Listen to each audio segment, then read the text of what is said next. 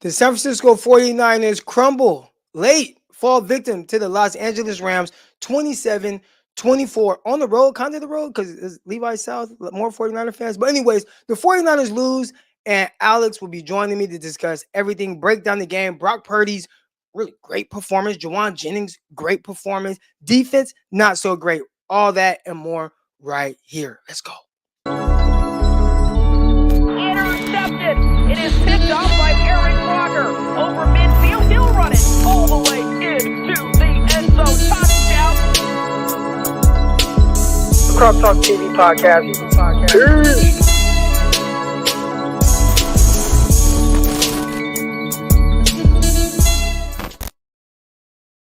Welcome to another episode of the Eric Crocker Show. I'm your host, former NFL and AFL defensive back. And of course, we're here to talk all things San Francisco 49ers and that painful loss to the Los Angeles Rams. A game that the 49ers really had no business losing. Damn. It still hurts. Of course, this show is brought to you by Underdog Fantasy. Download the app or go to underdogfantasy.com and use promo code Crocky. Just as bad as the 49ers played yesterday, at least in the fourth quarter, is as bad as I did on Underdog Fantasy. I don't know how much money I lost, but it was too much. It was too much. And anybody that's following my picks, I'm in kind of this a little rut. So don't follow my picks right now. We got to get one going. So yeah, 49ers. They lost, and of course, it's Monday. So I got Alex Lopez here to discuss this game with me. Alex, I got to know, like, when you're watching this game, you're probably excited. 49ers up. They're 14-0. You guys probably in there like, hell yeah, let's go. You know, you feeling good. You feeling great. Then all of a sudden, the Rams, they start chipping away a little bit, and then all of a sudden, the 49ers, they lose. So kind of what was your reaction to this as this was all playing out? You know, it was like one of those things where I had that thought in the back of my mind that they could that the Rams could come back and win the game. But I also had that same kind of thought last week when we lost to Minnesota that we could come back. So I was like, you know what, let me push that out of my mind. And, you know, I'm watching the game with my older brother Josh, and he's kind of calling it as like right before everything happens. He's like, Alex, they're gonna come back. Like, this is gonna happen. I'm like, no. And it's like watching a car crash. Like you can't do anything. You're standing there. You're watching things slowly but surely get worse and worse and worse. And after the game, I was so pissed. Like, I was so frustrated. I literally had to get up and leave. Like, I didn't want to see anything. And even on Twitter at first, I was pissed, but then I was kind of getting more into it, and I was like posting like angry Tiffany Poehler gifs because I was so mad. Yeah, it was a tough one to watch and see how it plays out. And the only thing that made this, not saying that it made it better, but the only thing for me that made it sting a little bit less is that the Dallas Cowboys lost. And my big brother, he's a diehard Dallas Cowboy fan. And since they lost, they didn't have the opportunity to troll me like they typically would in the chat. So if there was one thing that I guess a silver lining is first, it's early in the season. I understand. You see the 49ers, they fall to 1-2. We talked about if this potentially could happen. Like, man, what does it mean? You know, if the 49ers, who's this game bigger for? Is it bigger for the Rams who were flirting with 0-3? Was it bigger for the 49ers who were flirting with 1-2? Well, now we know the Rams will not be 0-3. The 49ers will be 1-2. But I've seen the 49ers in this kind of position. So I'm not hitting the panic button just yet. I think a lot of people are. They're like, oh, nah, like, fire Kyle Shanahan, cut everybody. This is terrible. Nick Sorensen, fire him. But Yeah. The first few games, at least for me, the way I view it, and this is not me just like, you know, glass half full and everything. Is this half full or half empty to you? That's half full, right? Full. It's half That's how I'm full. looking at this. I'm looking at it right there. That's half full. And when I look at this team, I've seen them, this staff, for the most part, be in these type of positions before. Not everything is like last year where it's cooking. Not everything is like 2019 where you start the season 8-0. We've seen the 49ers start 3-5 and have to Mhm. fight their way back and scratch, claw, have to win a week 18 game to get into the postseason and still end up going to the conference championship game. We've seen them in these scenarios plenty of times. So 1-2, I'm not hitting the panic button. Next week, the 49ers have next week, this Sunday, they have the New England Patriots. And it's like, all right, you go, you kick the New England Patriots ass, you look dominating, get on defense because their quarterback sucks and their situation sucks and they're not playing good football. And everybody starts to feel a little bit better about where they're at. All right, you're 2-2. Now, who do you play week 5? Let's get back in this rhythm. Let's get back in this groove. So I'm not ready to hit the panic button yet, but we definitely have to talk about some storylines from this game. So what's first on the docket here? You know what? You're right. And I will say there are definitely some silver linings in this game. Number one, I would say, is Brock Purdy. He kind of kept my hope alive throughout this game. A lot of people want to know what what Brock Purdy would look like, without the Avengers. What he would Yeah. look. Hey, well, he has Debo and Christian McCaffrey and George Kittle and Brandon Ayuk and all these guys, and shoot, even at left tackle, he has Trent Williams, and Trent Williams hasn't been the same. Three of the guys that I just mentioned with Christian McCaffrey, George Kittle, Debo Samuel not playing. So what would he look like? Will he look like the guy that is worthy of making $60+ million when he signs on the dotted lines next offseason? And I would say he showed that and more. There was like kind of this ultimate poise with Brock Purdy in this game. And the biggest thing I took away from it, more than anything else, and you correct me if I'm wrong or you can give your input, but the thing I took away most from it is Brock Purdy looked like Brock Purdy without and that's without having the guys. So for me, that just gave me more confidence that regardless of who is out there for the 49ers, regardless as if you lose a guy here and there because of contracts and his contract getting bigger, he will always look like himself. And he clearly still has the ability to make plays, make throws. Where there's some things that weren't perfect. I mean, look, he completed 22 out of 30 passes, right? For almost 300 yards. So there was a lot of really good missed opportunity here and there, right? I mean, there's this clip floating around. I don't know if you guys have seen it. Maybe I could pull it up if you haven't. But Brandon Ayuk running right up to him. He throws it to him. Touchdown, ball game, right? Or big play, ball game. Like the game is over. I thought I think it was the last third down by the San Francisco 49ers, he had a clear out pass to Eric Saubert that was wide open. Like, it just in the sense of NFL timing, rhythm, boom. You have your I want to say it was Jauan Jennings and Brandon Ayuk. They kind of cleared it out. Saubert ran it out, wide open, just hit him in the flats.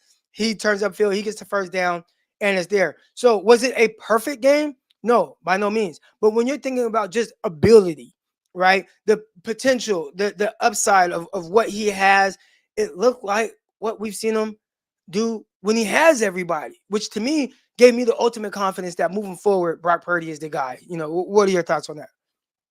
100%. I've even felt that more so after the loss in a weird way. And I don't know if it's because I also heard his like post-game press conference when he was ultimately like taking the blame for that Ronnie Bell drop that was completely Ronnie Bell's fault. But I thought that even more like, man, he's the guy that I would want to kind of surround my team with. It's almost like I feel in a way like, okay, we finally got our quarterback. We finally got the guy. And almost like a lot of our team, if not most of our team, is, regressing. And I'm frustrated about that. That's the part there. And I know we're gonna get to the defense and we're gonna get to the receivers, but Yeah. we talked about Brock Purdy and the performance he had, and it almost felt like some of the other guys kind of let him down a little bit, and not just the defense, right? Because we could talk about that and that blunder in the fourth quarter and how they started out hot, but I thought there were just a few too many drops from this game, right? So I saw someone post in the chat. He had 8 incompletions, 6 of them were drops. I think we have to categorize. There's drops or there's missed opportunities. Mhm. I'm trying to word this in a way to where it doesn't downplay a receiver not catching the ball, but all drops are not created equal. So you have the Ronnie Bell drop, like that is a flat out drop. You have the Brandon Ayuk back of the end zone drop against the Jets on Monday Night Football, right? Flat out drop. And then there's some plays where a defender makes a good play. And I think when they're talking about some of these drops and some of these incompletions, they're also lumping in the Tre'Davious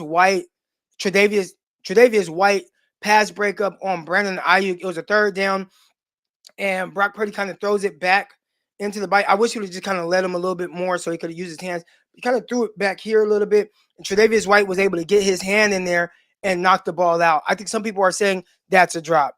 There was a deep post route by Brandon Ayuk where they called a penalty. They called either illegal contact or defensive holding, so that's only a 5-yard penalty. I thought it was that, and I thought it was pass interference down the field where Brandon Ayuk is going to catch the ball, and White gets there early, rakes across his hands, so then it kind of changes how and the ball goes off. So, like to me, when we're talking about just drops, right? If we're talking just drops, like they're categorized different. I got Jerry in the chat, and he says if it hits your hands, you catch the ball. I I think that's like this little league perspective on it. I would say ideally, if you ask a receiver, "Hey, if it hits your hands, you catch it," they'll say yes. But if we're being realistic here, they are not all created equal. Now, what you can say about this is, if it touches your hands, you do have an opportunity, and if you're paying a guy $30 million, then you would like him to figure out a way to come down with that. But if a defensive player makes a great play or makes a good play on the ball, your ball touches the receiver's hands, the DB rakes through his hands, like, violent hands at the catch point. That's a good play by the defense. And those guys get paid a lot of money as well. So it's not like Brandon Ayuk is the only player on this field that's getting paid big bucks. Tre'Davious White has made a lot of money in the NFL. He's made a lot of money. If he makes a play on the ball, like, okay, he's a good player. Ideally, you want to see your guy. So again, all I'm saying is not all drops, not even drops, incomplete passes to a receiver are equal. Just like a quarterback not making a certain throw or making a certain throw, not all incompletions are equal. Not all interceptions are equal. To me, there's a huge difference between throwing a ball and never just seeing the guy and you throw an interception, and a cornerback making a great play on the ball and picking a ball off. I don't view it the same, for DBs, like, or for quarterbacks. I used to see some of the interceptions that Jimmy Garoppolo would throw. Like, man, that's a bad interception. And there's other ones where it's like, dang, that DB made a hell of a play on the ball. So they're not all created equal. So some of those numbers there where it's like, oh, well, 6 out of his 8 incompletions were dropped. I would say there were some flat out drops. And that Ronnie Bell one was as bad as it gets. But enough of the drops. Jauan Jennings. Does Jauan Jennings give you do you think that this is consistent? This will be consistent with him. I mean, 11 catches on 12 targets, which is amazing. Made an amazing catch. Like his best catch wasn't even a touchdown. Talk about making the play. He definitely did that. 11 catches, 175 yards, 3 touchdowns. Will we see more of this from Jauan Jennings? Do you think that this will make the 49ers want to utilize him more? Oh, absolutely. I think from last season when 3rd and Jauan kind of became this staple piece, I felt like Brock Purdy had this trust and confidence in him. And yesterday's game, I think, proved that even more.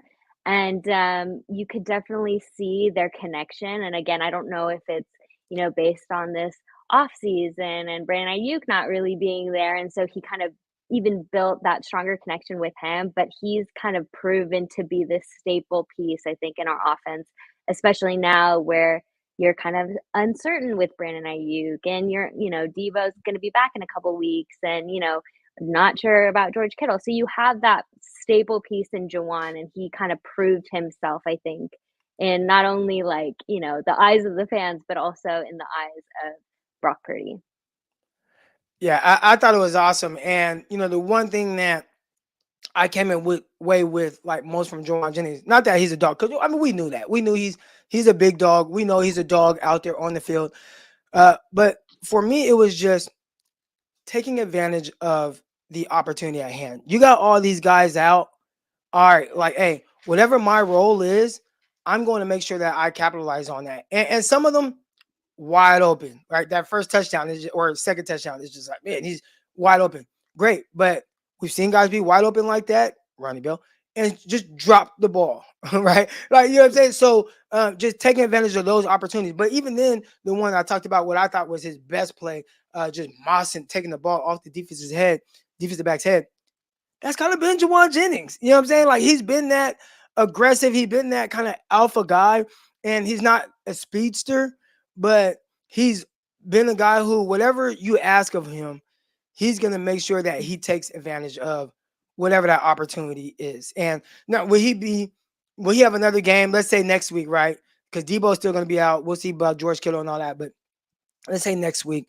Um, next week he's out there again. Will it look the same? Will he have 11 catches, 175 yards? I'll probably say maybe not to that extent.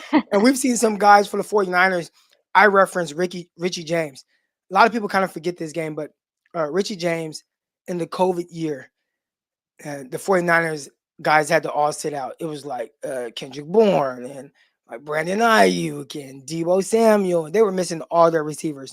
And it's like, oh, well, we still got one receiver, Richie James.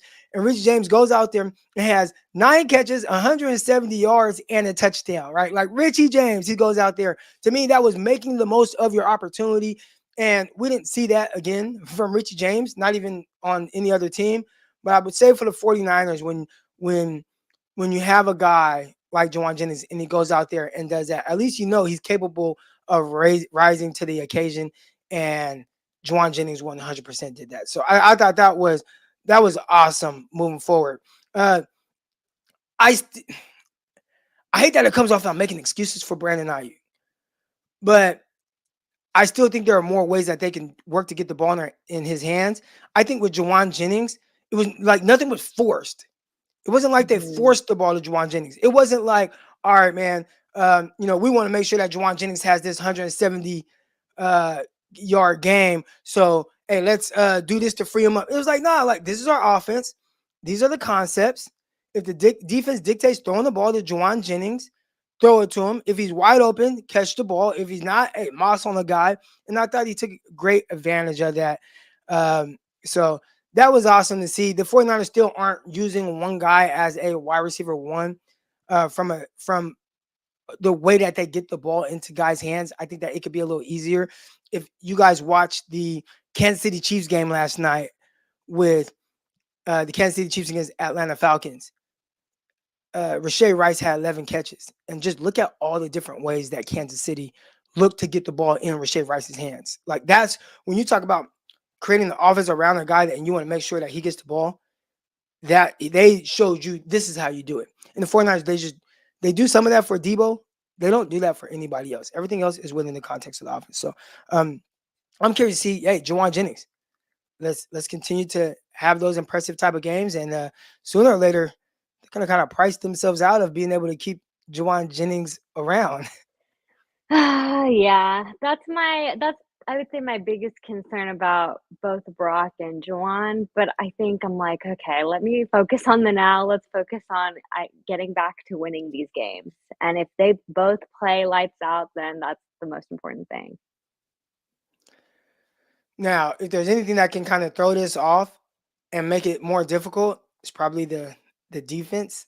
I mean, okay, so I want to know from the fans' perspective, like when you're watching that meltdown by the defense, what were you doing? Were you screaming at the TV? Were you like, what was that like?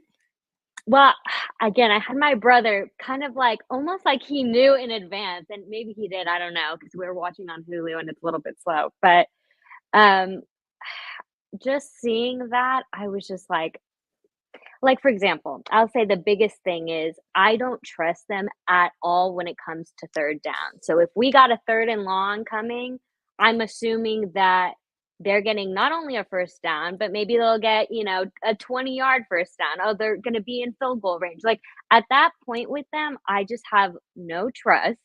And I'm like, okay, there's there was a point I think after 2018, like when we had that really strong D line that I could trust in them to stop the offense. I could trust them to stop them from, getting a first down from, all these things. And with this team, with this defense, I can't see that. I don't see that anymore.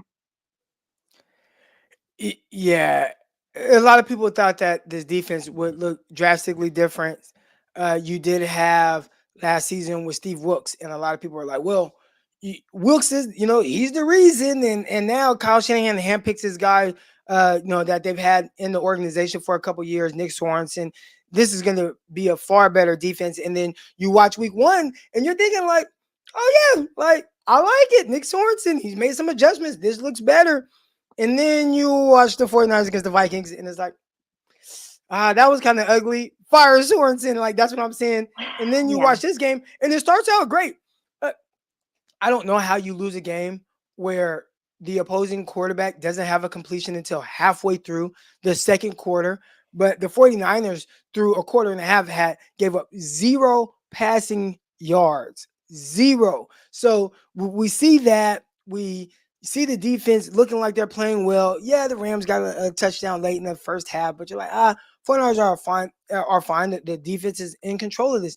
And then you just see a complete meltdown in the fourth quarter. So it sounds like now you've kind of just lost confidence in what the defense can potentially be moving forward. I'll say this, and maybe this will help kind of Ease my get mind. your mind at ease a little bit, help you out a little bit. I think that there is this gelling process between the play caller, the players. Yes, you have training camp. A lot of guys aren't performing during preseason games. I'm hoping, and I said this, I want to say even after week 1, it takes a few weeks. Like you kind of use the first quarter of the season as a preseason because guys just aren't playing as much during that time. So hopefully that's what we're seeing right now from the 49ers. Hopefully we're seeing a team that is kind of just going through their preseason and eventually they'll figure it out. Yeah. I'm hoping. Did that give you any more confidence at all? Or No, I totally get what you're saying, and I feel that same way about Brandon Ayuk as well. So I feel like that, but also I'm just like I'm worried about there not being consistent pressure. I'm worried about how the secondary isn't communicating. So there's a couple of things that I'm like, you're right when it comes to like, okay, we have this new defensive coordinator and it takes time to build that, but also I'm like, gosh, like I'm like it takes this time to like kind of figure it out. But also I'm comparing to say the other teams that are like have that rhythm and are ready to go already. But again, it's like I go back and forth because it is only week 3. And so we don't have to be Super Bowl ready because, it's essentially an extension of preseason.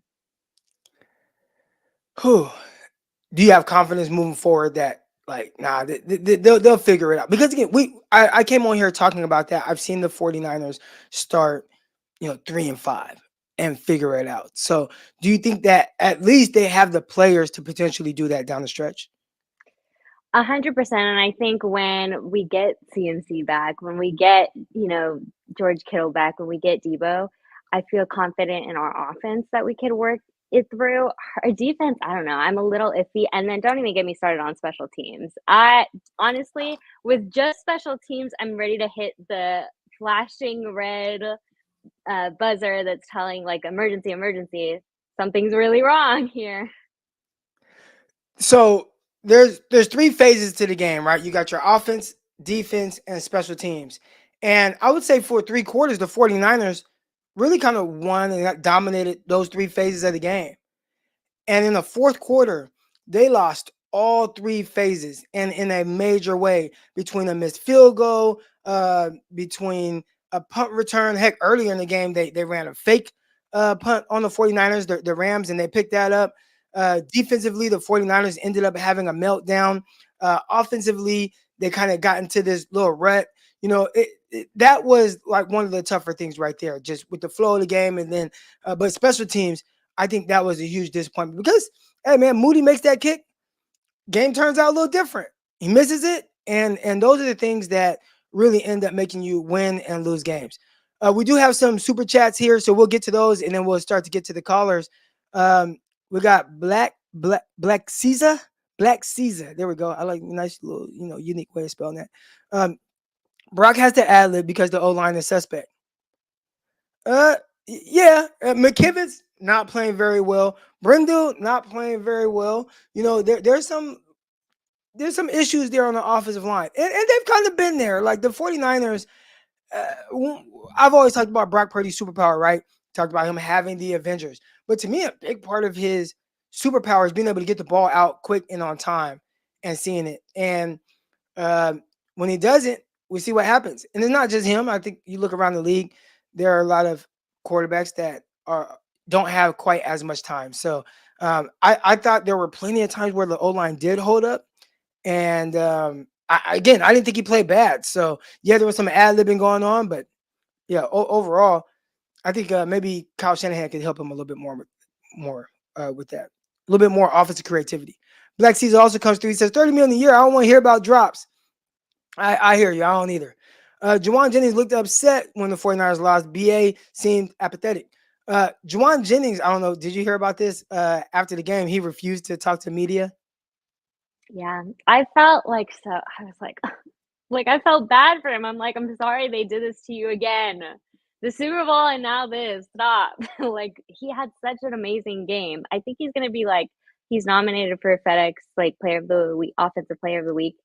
And so I'm just like, this loss is the thing that's going to be most focused on instead of how amazing that, he played. I kind of like that though. Hey man, I had this great game, but man, it don't even feel right. It's funny. I coach with my guy Lavelle Hawkins, and he played 6-7 years in the NFL, but he went to Cal Berkeley, and he brought up, it was like last week, he brought up how he had this big game against who did he say he had the big game against? Oregon State? I think he said Oregon State, where they're at this point, Cal, back in the day, Cal used to be really good. And they're kind of good right now, just lost to Florida State. But they were really good back then, like a top 5, top 10 team in the nation. And when they had Deshaun Jackson, they had my guy Lavelle. Well, Lavelle had 180 yards in the game. And they lost. And he talked about how, he didn't feel like celebrating. He didn't feel like talking to nobody. You want, after a performance like that, you want to be excited about hey man, watching yourself on ESPN, they're showing your highlights. You know what I'm saying? He used to do this little celebration where he flaps his wings because his last name is Hawkins. He calls himself Hawk. Anyways, but now it's you lose. You don't even man. It was all kind of for nothing. And I think Jauan Jennings felt that. Jauan Jennings felt hey man, I would love to be able to embrace and be that guy with the infectious smile that he has, and he's laughing. He seems like he's full of great energy, but we lost, man. I don't want to talk about that. I don't want to talk about that loss. So yeah, he refused to talk about me. As far as Brandon Ayuk, I don't know. I didn't see BA after the game, but knowing how Brandon Ayuk is, he kind of comes off as I don't want to say that he doesn't care, but a lot of things don't quite matter. That's the wrong way to put it. But do you get this vibe that he's just in his own world a little bit? Yeah, 100%. I feel like he's, I guess, maybe standoffish in a way when it comes to, I think, especially after losses, I feel like he's definitely someone probably the media is kind of if there's Jauan Jennings on one hand or Brandon Ayuk, I feel like they would lean more to Jauan Jennings. But also, I don't think, did they? I have no idea if they talked to BA after the game. I have no idea. Yeah, nah. So I don't know. Maybe somebody just saw him maybe in the locker room, and because sometimes they got cameras, and maybe he just didn't look like he was tripping or not. But I could definitely see that being the case. We got Tia in the chat. Tia says Brandon Ayuk is open and Brock is just not throwing to him. Stop blaming Brandon Ayuk. Watch the all 22 will show. So Tia, I'll say this. I think what people are blaming for is there's just balls that are being thrown to him and they're hitting the ground. And when you're making $30 million, the expectation heightens for everything that you do. 30 million a year, excuse me. So do you feel that same way, Alex? Like, is this like a case of just the expectations for what he does just it's through the roof, and as it should be. You're making a lot of money, expectations are higher. Like, do you think that's why people are blaming Brandon Ayuk for a lot of stuff? Oh, 100%. I think that's why I'm blaming him as well. Like every time something, he doesn't catch a ball or this or whatever, I'm thinking in my mind, I'm like, 30 million. I say it to myself every time because I'm like, can you and it's frustrating also, I think, is because we saw how much of a connection he and Brock had last year and how strong that was, and we know that it could get to that potential. So I think it's a combination of him being paid that amount of money and then also knowing that they had that chemistry, they had that trust, they had that connection, and it just doesn't seem to be there right now. Yeah. Hopefully they grow that. It comes together because two very talented players, and the 49ers are going to need that. They are going to need that. We got Antonio in the chat, and he says, "Why is Cowing not getting the reps?" Now, I think we're seeing Ronnie Bell out there. We saw Ronnie Bell with a couple of drops. I mean, just talk about drops, flat out drops, right? Like just the one and just hits him in the chest, he drops it. He had a slant where I think he heard footsteps, saw the guy coming, and just flat out dropped it. And unlike Brandon Ayuk, you know what I'm saying? You can't cut Brandon Ayuk. People are screaming to cut Ronnie Bell. But you do have Jacob Cowing, and I have my thoughts on why he potentially isn't out there. I assume that it's Kyle Shanahan. He doesn't trust guys until he like just sees them perform at the highest level. Like I don't even know if he trusted Jauan Jennings. He may say he did, and he has him out there, but did he ever have like the faith or confidence that Jauan Jennings would do what he did yesterday? And I think that's potentially his kind of biggest the not even the biggest downfall of Kyle Shanahan. Like it's a profession, it's a business, but I think there's a lack of trust in younger guys, and I think that's why we're not seeing Jacob Cowing on the field. What are your thoughts on that?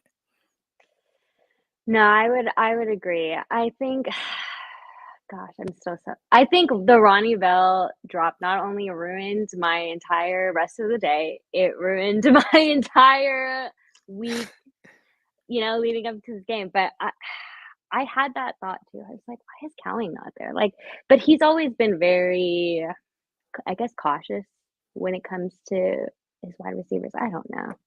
I Yeah, just it gets to the point I'm just like ready to like Kyle. And usually I'm like I would say I'm one of the biggest like Kyle defenders. Like every year that we have these kind of slow starts and everybody's calling to fire him, I'm like, what are you guys talking about? But I'm like, listen, you guys can say it right now. I'm just so I'm say it. I'm not gonna say it, but you guys can say it, and I understand. yeah. Antonio Seabrook in the chat again. He says last year they panicked over Wilkes when I think he didn't do that bad of a job. Why is no one screaming at Sorensen yet? You know what? We're going to come back to this because I got my guy Chris Roscoe's in the chat below, so he's waiting to come on live. And he was a very big proponent of moving on from Steve Wilkes. So we're going to come back to this question here. Steve Draper in the chat says Niners have no free safety on the team.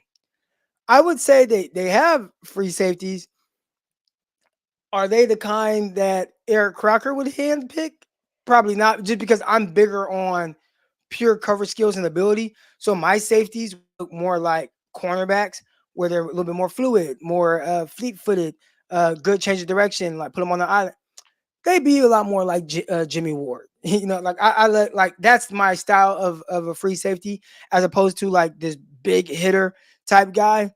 So I think that might be what the 49ers are kind of missing right now. Shout out to Smooth. I don't know if you meant to just send a super chat or if you had a question there, but try to get your question in. Hopefully I can get back to that. But I appreciate the contribution. Brandon Ayuk only has one drop per game. Now again, there were a few plays I missed in this game. Like there was like maybe a possession or something I missed. So maybe I keep thinking maybe I missed something when people say Brandon Ayuk's dropping all these balls. I saw the one again that I thought Tre'Davious White broke up on third down where he had his hand in there and punched the ball out. And then I saw the one on the deep post.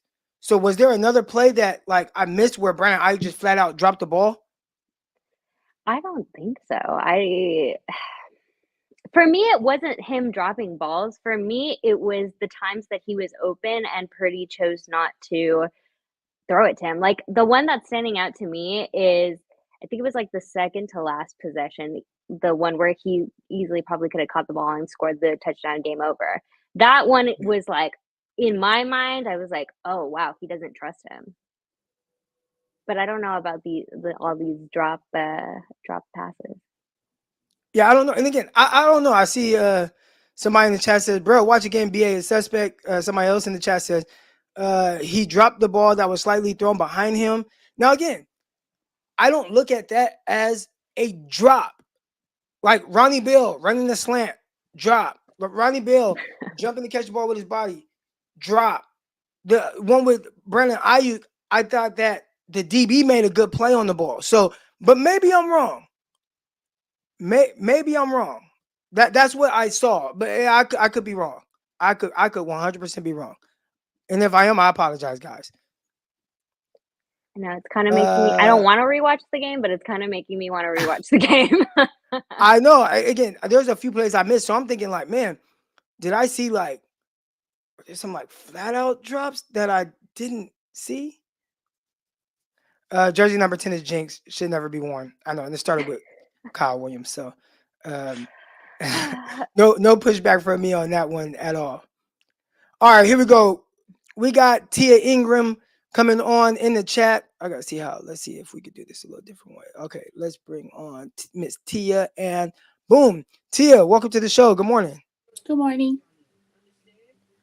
How are you feeling this morning? I had a feeling that they probably would lose because Rams are the more desperate team because they were already 0-2, kind of like the Ravens and the Cowboys. I thought the Ravens were a little bit more desperate, especially since the way that they lost last week. So I kind of figured that, Sean McVay will pull up all the stops to try to win this game, which is what he did. Sean McVay is more of a risk taker where he'll go for stuff, kind of like a Dan Campbell, but less extreme, where he'll go for stuff and just to try to get the team like, hey, let's try to keep the chains moving. And I think Kyle is a little bit more, I'm going to clutch my pearls and I'm going to make sure like we're just going to do the bare minimum so we don't lose the game kind of mentality. So I think I had a feeling that the Rams could probably win that game just on the fact of that. We should have won, but I just think that Sean McVay is more, he's a different coach, just to be nice in that way. Do you think that he's a better coach? Is that what I'm hearing? Sure. Yes. Whew. I think out of all the people in that little tree, I think him and what's his name in Green Bay are the better coaches, in my opinion. LaFleur. In my opinion, I think they know how to develop players. I think they take their time with players. I think they just don't sit there and say, oh, like if Sean McVay or LaFleur had a Trey Lance, the situation would have went different, and I think it would have been a different player. I think with Kyle and not so much with what's his name in Miami. I think he's just a little bit, he just seemed like he in his own world. He really don't. He just seemed like he just in his world. And he just happened to be coaching. But I think LaFleur and McVay are kind of like, I'm gonna make sure that I'm gonna develop these players because I took the time to scout them and we drafted them to make sure that they are where they need to be when they get on the field. Kyle is kind of like a short fuse where if you piss him off one time, that's it. I.e. look at BA, i.e. look at Conley, i.e. look at Jordan Mason. Like some of these players that we see the talent, it's just that they need the experience and the growing pains to do stuff. He don't like that. And if you do something he don't like, you are in the doghouse. And it takes a long time for you to get out of that, no matter who talent, what the talent may be. And that's the issue as a coach. You have to put your feelings aside and do what's best for the team And sometimes you just have to develop these players. Everybody's not going to come in ready to play like a Nick Bosa. It's just not going to happen. So all right, let's say that's the case, right? Everybody's not gonna come in, ready to ball out like Bosa. Uh, is that a Kyle Shanahan? Like, is that his fault? Like, is he wrong to go out, put guys out there that he feels 100% confident in? Like, especially considering the team, and because I think 2017 he was definitely more open to playing younger guys. We saw Trent Taylor play at 10. We saw them trade Vance McDonald so that George Kittle can play. We watched him play Kendrick Bourne, right? Like, there were some guys where it felt like, all right, we're going to get a lot of our young guys. This team seems to be in a different space. So do you think that's more the reason as to why he's maybe not playing, or not? Maybe he's a little bit more reluctant to play the younger guys. Well, is it working? Have we won a Super Bowl? Well, we haven't won a Super Bowl, but you do win a lot of games. Right. So is our goal to win a lot of games or win a Super Bowl? Because that's the question that we as fans need to ask. Because if we're here to just go to the playoffs, yay, we're going to get our little banner and we're going to hang it up. It's kind of like the Lakers and the other team that's in LA. Do you want to have a banner and you just put it up, say, oh, we're the winners of the NFC title, yay, but you ain't got no rings. So which one is it? Do you want to have a Super Bowl ring, or do you want to put your little banners up in the stadium and say we won a lot of games, we're going to go to the NFC title game, we're going to go to Super Bowl, but we're going to lose though. But hey, y'all, this is what you can have. So as fans and as the ownership, we have to understand what is our goal. And once we realize what our goal is, then we as fans, we won't be upset. Because if you tell us, hey, we're going to go to the playoffs, we're going to go to the Super Bowl, but we will lose the Super Bowl, but we're going to do all these things, then your expectations can be a little bit lower. Because I think the problem is we're expecting to win a Super Bowl. They're telling us we have the talent to win a Super Bowl, but we're not getting it done. Then we start nitpicking and saying it's the players' fault, it's everybody else's fault, and all this stuff. So if the formula is not working, then something needs to change, and that's on the coach. If you keep putting some of these older players in the game and it's not cutting it, then you do have to throw these younger players out there so they can learn. So what happens when somebody get hurt and then you got to put them in there? Which is what we had to do yesterday, because you had to put Bell in there. So maybe if you had put Bell in there a couple plays, I'm not saying he has to play the whole game or Conley has to play the whole game, but dang, you can put him in there to spell somebody at least 1 or 2 times, because we have to do it anyway. Because we know for sure Debo's going to be hurt for 2 or 3 games. Kittle's going to be hurt for 2 or 3 games. And then we have to put him in there anyway. So that's what we need to give them experience. You cannot get better if you don't have experience. That is the number one thing. Everybody cannot come in and be ready to play. It's just not the case. It does not happen like that. And I don't know why Kyle don't think that way. If you don't put these players in here, they will never be able to get the actual experience to do what they need to do. You're going to have some people where they end up getting a 15-yard penalty. You're going to have some people that get a holding call. But they will never know unless you put them in the game. And then you want to bench them because they do get it, and then you get mad at them. I just don't understand the logic. And until they figure out what they want to do, then it doesn't really matter, because we're going to be upset, and we're going to say Kyle is a genius, and then we're going to see Sean McVay in Kansas City win Super Bowl. And then we're going to start it all back over again next year, where somebody going to hold out and we owe some money, and then they're going to get paid by time, a week before the season starts, and then we want to blame the people that got paid because they ain't been in training camp. To me, it all comes back to the leadership of the team. It has nothing to do with the players. It is the leadership of the team. And if they don't get they act in order, we're going to go through this. This is a running cycle at this point, and it's getting on my nerves, because I don't know what company runs a business like this where they wait to the last minute to get stuff done and then they expect to get results. That's not how it works, especially not in professional sports. I hear you, Tia. Man, great call, Tia. We're going to get to the next caller, but I think everybody in the chat, they felt that. So thanks for calling in. All right. Thank y'all. Yeah, have a good one. All right, here we go. Up next, we got my guy, Chris Roscoe's. Chris. Hey, Chris, the streak is over, man. You told Lavelle that you would be at the game and it was going to guarantee the 49ers a win, and it didn't happen. Well, Ronnie Bell didn't. Blame that on Ronnie Bell. Ronnie Bell ruined the streak, y'all. Y'all want to blame somebody? Blame Ronnie Bell and blame Jake Moody, who both went to freaking Michigan. And guess who USC lost to this week? Michigan. I hate everything about Michigan. If you're from Detroit, if you're from Michigan, you all can kick rocks. I hate the whole state. Lord have mercy. You know what? I'm going to chill. Ronnie Bell, number 10, light skin. Kyle Williams, number 10, light skin. You see the similarities? No more number 10. Jimmy G, get him off. I got cry. They ruined it. Ronnie Bell ruined the streak. I was 9-0. 9-0. Literally, my streak was on the line in the playoffs, watching the Niners be down 24-7 or 24-7 against the Lions. I'm like, man, the streak is on the line right here. And boom. We come back and win. I knew the streak was real then.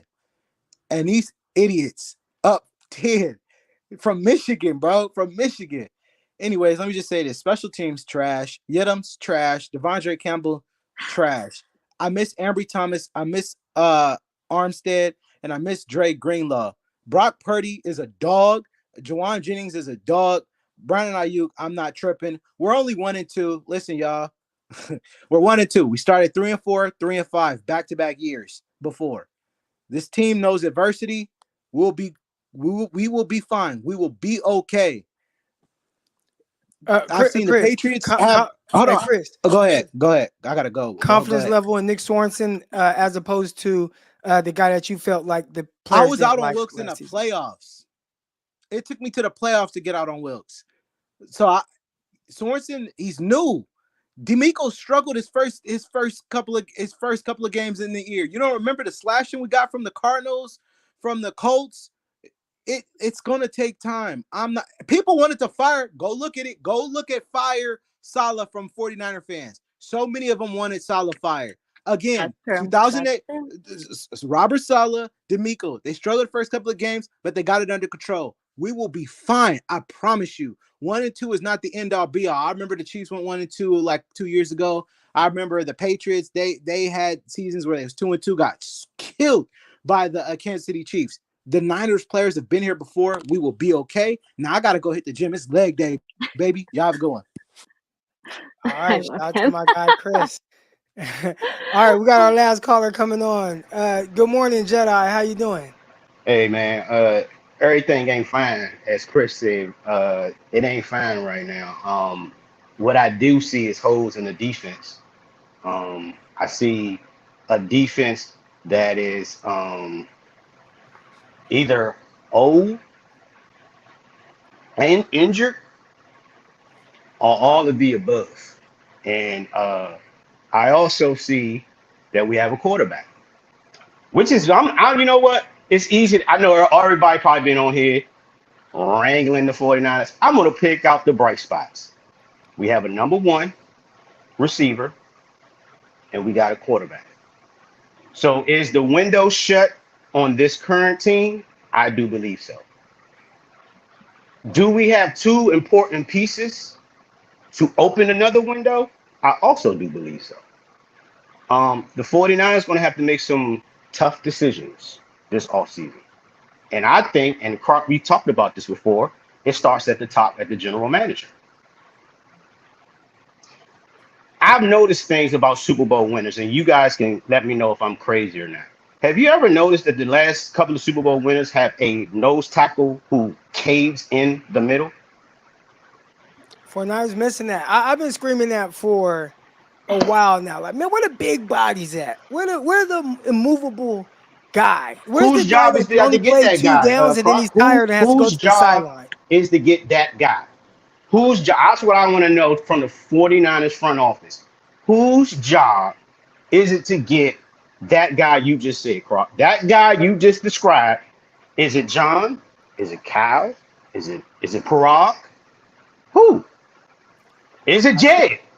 The 49ers have a philosophy, and they draft their players based on that, and that big movable guy, the guy that can only play 2 downs and then he's tired and then he gets back out there, that I would love to see on the Niners. The 49ers don't see that guy fitting into their defense. That's how it comes That off because guy has everybody they get crushed are their these Super smaller Bowl inexperienced every guys. chance he's got. Chris Jones has been that guy for them. He's caved in the inside, and there's nothing they've been able to do. 2 Super Bowls. Chris Jones. So whenever Dude, they want to get past this philosophy, we'll finally have, because we have some pieces now that you can win a Super Bowl. I believe in Brock. I actually do believe in Brock. I believe Brock Purdy is a player. I believe Jauan Jennings is a player. I want to believe in Brandon Ayuk, but I'm scared because I would have thought of all people, a veteran like BA would have understood that if you're going to hold out, you better be ready to work when you get back. You better be ready to work. And you dropping easy passes and not being able to be, the go-to, especially when your number one Debo was supposedly went down, and you not the go-to. Jauan Jennings is the go-to. Juan didn't get paid. Juan got nickels and dimes this all season. Brian, you got the dollars. So I'm gonna leave y'all with that. Y'all tell me how you feel about maybe one day changing some philosophies in the front office, and maybe we will one day get to that elusive Lombardi. Y'all have a nice one. yeah, that Lombardi has been elusive indeed. I think that's going to do it for this show today, Alex. Just any closing thoughts that's going to give the 49ers fan base more confidence in how you feel about this team moving forward. It's another week of football on Sunday. There is another game. It is week 4 coming up. It's gonna be all right. I do feel a little at ease of everything you say, Crocky. I do feel a little at ease. There are some things that everyone brought up, the callers brought up that they have good points. But I think, you know what? Let's focus on this next week, and try not to hit that red flashing button. Yeah, that panic button is going to grow bigger and bigger. 49ers, they better beat. I expect them to beat New England. Out of all the games, okay, yeah, beat the Rams. They're down there 2 guys and all that, whatever. But you could see like Matthew Stafford, he's a hooper. You know what I'm saying? So he was out there hooping a little bit, throwing the ball around. The Vikings, who would have known that they would have this amazing defense with Brian Flores? He's just been. I mean, you see what Brian Flores did to the Houston Texans yesterday? And CJ Stroud? I was in shock. I was like, oh, wow. Man. I almost felt better about our loss to the Vikings after seeing what happened with them.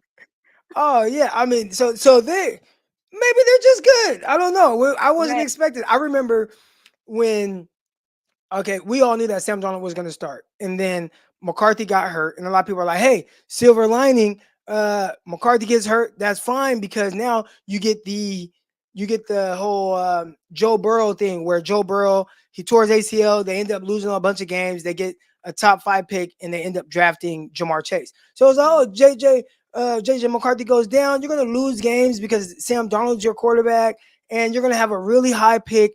And that's going to be better for your young quarterback when he returns. And it's like, that quarterback might return with a lot higher expectations because Sam Darnold right now is balling. The defense is balling. But yeah, Brian Flores, he's doing the damn thing. So the Vikings game, like you said, I still feel bad because like 49ers, you got to win these games. But yeah, Vikings look kind of good. But anyways, let everyone know where they can find all your work, Alex. I know you got your podcast and everything. Let them know they can find all that. Yeah, so my podcast is called Crave. It's on Apple Music, Spotify, iHeart, and YouTube. And then you can follow me on Twitter at Alexandra Lopez and on Instagram at Zpuella. Awesome. And real quick, there were a couple of super chats I forgot to get to. Brennan, I used to get mad when he didn't get the ball. The money hasn't changed now. That's what they're saying. That's word on the street. Antonio Seabrook says, I think Kyle Slick got Brandon Ayuk in the doghouse. So I bet Brandon Ayuk's like, man, I'm tired of this damn doghouse. I am tired of this doghouse. Get me out of here. All right. That's going to do it for this episode. Appreciate everybody that tuned in. Hit the like button. Hit the subscribe button. And again, Underdog Fantasy. The show is brought to you by Underdog Fantasy. Download the app or go to underdogfantasy.com. Use promo code Crocky, as you can see right there on the screen. I'll be back tomorrow. As long as the all 22 film is up today, which I saw it floating around already, so I'm sure I got it. I will come back with a film version, film breakdown episode tomorrow. Until then, I'll see y'all. Peace.